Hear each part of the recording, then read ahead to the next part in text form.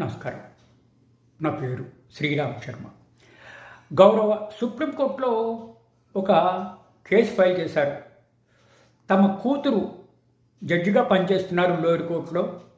ఆవిడ అనుమానాస్పదంతో చనిపోయారు. ఆవిడ నేచురల్గా చనిపోలేదు, ఆవిడ చంపేశారని మేము అనుకుంటున్నాము. కాబట్టి ఈ కేసుని సిబిఐకి అప్పగించేటట్టు ఆదేశాలు ఇవ్వాలి అని చెప్పేసి చనిపోయిన ఆవిడ తల్లి, బ్రదరు ఇద్దరు కలిసి సుప్రీంకోర్టులో పిటిషన్ పెట్టారు.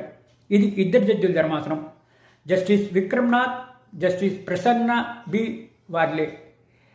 ఇరుపక్షాల వాదనలు విని ఈ కంక్లూజన్కి వచ్చింది కరెక్టే, సిబిఐ వాళ్ళకి అప్పచెప్తూ ఇట్లా ఎంక్వైరీ చేయాలి, ఇందులో సంబంధిత దోషులు ఎవరైనా ఉంటే వాళ్ళని రిజిస్టర్ చేసి పనిష్ చేయమని ఆదేశాలు ఇవ్వడం జరిగింది. ఇది చనిపోయింది లోయర్ కోర్టులో జ్యుడిషియల్ ఆఫీసర్గా పనిచేస్తున్న ఒక లేడీ జడ్జి గారు.